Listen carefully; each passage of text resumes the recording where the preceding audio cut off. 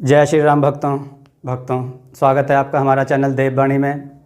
भक्तों, आपको हमारी कथाएं कैसी लगती हैं हमें कमेंट करके ज़रूर बताएं। भक्तों, हमारी कथाओं को लाइक अधिक से अधिक करें, इन्हें शेयर करें और हमारे चैनल को अधिक से अधिक सब्सक्राइब करें।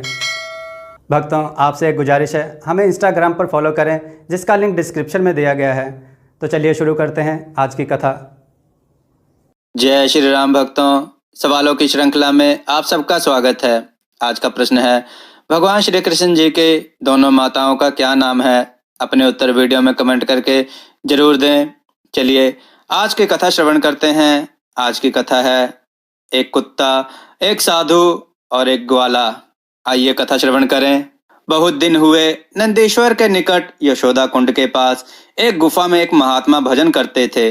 दिन डूबने से थोड़ी देर पहले गुफा से निकलते थे। शौच आदि कर मधुकरी के लिए गांव में जाते थे। जो कुछ मिल जाता उससे उधर पूर्ति कर फिर गुफा के भीतर भजन में बैठ जाते थे। किसी से बात नहीं करते थे। वे कौन थे, कहां से आए थे, उनका नाम क्या था, किसी को कुछ पता नहीं। वृद्ध होने पर वे नंदग्राम छोड़कर कहीं नहीं जाते थे।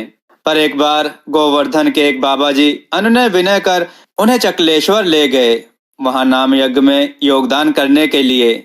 2 दिन वहां रहकर वे तीसरे दिन नंदग्राम लौट आए।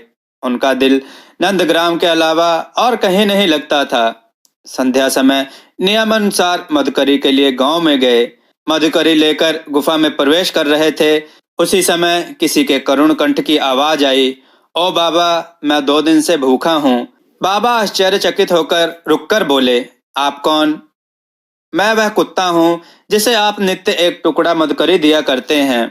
बाबा ने ब्रजधाम के कुत्ते के अद्भुत और अप्राकृतिक स्वरूप का अनुभव करते हुए कातर स्वर से कहा, आप अपने स्वरूप का ठीक ठीक परिचय देने की कृपा करें। कुत्ते ने कहा, बाबा, मैं एक दुर्भागा जीव हूँ। पूर्व जन्म में इसी नंदीश्वर में मंदिर का पुजारी था। एक दिन भोग के लिए एक बड़ा लड्डू मिला।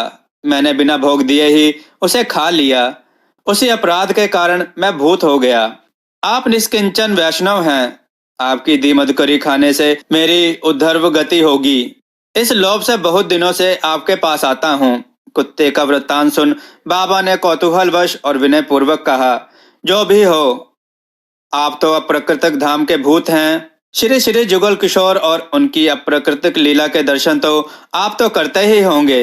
हाँ बाबा, दर्शन तो करता हूँ, पर आप लोग जिस प्रकार उनके रूप और लीला आदि का आस्वादन कर सकते हैं, वैसा आस्वादन करने की मेरी योग्यता कहाँ?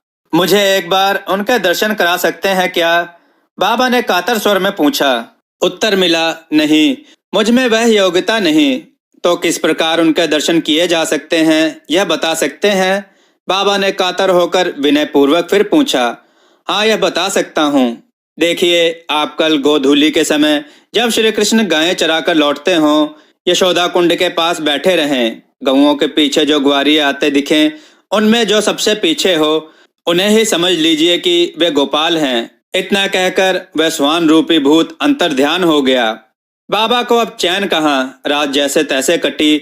कभी गाते, कभी नाचते, कभी रो रो कर अधीर होते।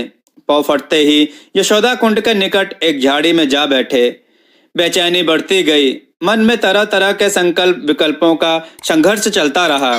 क्या सचमुच श्री कृष्ण मुझे दर्शन देकर कृतार्थ करेंगे? क्या मैं उनका दर्शन के योग्य हूँ? नहीं, मुझ जैसे कुटिल और पाखंडी व्यक्ति को भला वे दर्शन क्यों देने लगे? यह सोचकर वे कभी रोते, मूर्छित हो जाते, कभी सोचने लगते, यदि वे मुझ पर कृपा कर दें तो उनका क्या बिगड़ता है? वे करुणा के समुद्र हैं, पतित पावन हैं, अवश्य कृपा करेंगे। यह सोचकर वे एक अनिर्वचनीय आनंद समुद्र में डूबने और उतरने लगे। इसी उधेड़बुन में 2 पहर बीत गई। तीसरा पहर बीत गया। सूर्य धीरे धीरे अस्ताचल की ओर जाने लगा। गोधूली की बेला आ गई। वृक्षों के झुरमुट के बीच गोधूली रंजित आकाश दृष्टिपथ पर उदय होने लगा। बाबा किसी प्रकार धैर्य धारण किए झाड़ी में बैठे रहे। उन्होंने सुबह से कुछ भी नहीं खाया था। उनकी जैसे भूख प्यास खत्म हो गई थी। गाय बछड़ों के रंभाने का शब्द आकाश में गूंजने लगा। कुछ देर में उनके झुंड के झुंड सामने से निकलते दिखे। उनके पीछे 1-2 कर ग्वाल बाल अपनी अपनी गायों को पृथक करते दिखे। सबके पीछे दिखा एक ग्वाल बाल जिसका कृष्ण वर्ण था। हाथ में लकुटिया लिए अपने गाय बछड़ों को पृथक कर वह खंज गति से नंदग्राम की ओर जा रहा था। उसे देखते ही बाबा ने कूदते फांदते जाकर उसे साष्टांग दंडवत किया। उसके दोनों चरणों को अपनी भुजाओं में जकड़ते हुए माथा टेक लिया। भक्त और भगवान दोनों एक दूसरे के स्पर्श से पुलकित हो उठे, पर भगवान स्वभावगत कपटता धारण करते हुए बोले, बाबा ऐसा क्यों कर रहे हो? बाबा हो के ग्वाले को प्रणाम कर रहे हो? छोड़ दो, जाने दो मुझे। दया में दया करो, दया करो कहकर बाबा फूट फूट कर रोने लगे। उनके अश्रु जल से भगवान के चरण भीग गए थे।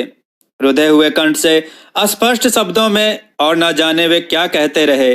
भक्त की भाषा भगवान को समझते देर नहीं लगती। वे समझ गए, पर समझते हुए भी अनसमझे जैसे बोले, बाबा बावरा हो गए हो क्या? देख जाने दे, देर हो रही है, मैया मारेगी। बाबा ने चरण और कसके पकड़ लिए। भक्त की भुजाओं में इतना बल कहाँ जो भगवान को पकड़ कर रख सके, पर उनके प्रेम के आगे वे विवश हैं, तो छुड़ाकर जाने के लिए इतना उतावले क्यों दिख रहे हैं? यह तो उनका अभिनय है। भक्त के प्रेम रस का आस्वादन करने की उनकी अनोखी परिपाटी है। रुकना चाह रहे हैं, रुकने को विवश हैं, पर जाना चाहने का दिखावा कर रहे हैं। नहीं नहीं प्रभु, छल ना करो, इस दीनहीन पर कृपा करो, कृपा करो। छल चातुरी छोड़ अपने स्वरूप के दर्शन दो, दया में दया करो। बाबा तेरे पाए पड़ूं, छोड़ दे, मेरे घर चल, तो है मधुकरी दिलाऊंगा, माखन मिश्री दिलाऊंगा, और जो कहे वो तुझको दिलाऊंगा। बहुत चेष्टा की भगवान ने भोले भक्त को भुलवाने बहलाने की, पर वह भुलवाने में आने वाला कब था? उसके हृदय में तो भगवान का प्रकाश जो प्रज्वलित हो गया था। बहुत देर हो गई भक्त और भगवान के बीच प्रणय युद्ध होते। आधी रात बीत गई, आखिर भगवान की हार हुई। वे बोले, अच्छा ले मेरे स्वरूप के दर्शन कर। बाबा उनके त्रिभंग मुरलीधारी रूप के दर्शन कर चमत्कृत हुए, पर इससे उनकी तृप्ति ना हुई। वे बोले, प्रभु मैं जुगल उपासक हूँ, एकाकी आपके स्वरूप के दर्शन कर मेरे विरह ज्वाला शांत नहीं होने की है। एक बार सपरिवार दर्शन देकर मेरे तपते हृदय को शीतल करें। तब बाबा के भाग्य की चरम सीमा का अतिक्रमण कर उनके सामने उदित हुआ एक दिव्य प्रकाश। उन्होंने देखा कि दिव्य वृंदावन में ललिता विशाखादि सखियों सहित जुगल किशोर का अपरूप रूप है। वे उस रूप मधुकरी में चिरकाल के लिए डूब गए। उनका पार्थिव शरीर उसे धारण करने में असमर्थ होने के कारण कई दिन पीछे उनसे विलग हो गया। दोस्तों, आपको यह कथा कैसी लगी? अपने विचार और सुझाव कमेंट में जरूर दें। हमारी कथाओं को लाइक करें, हमारे चैनल को सब्सक्राइब करना ना भूलें। हमारी कथाओं को शेयर जरूर करें, जिससे लोगों को अच्छा ज्ञान प्राप्त हो। जय श्री राम भक्तों।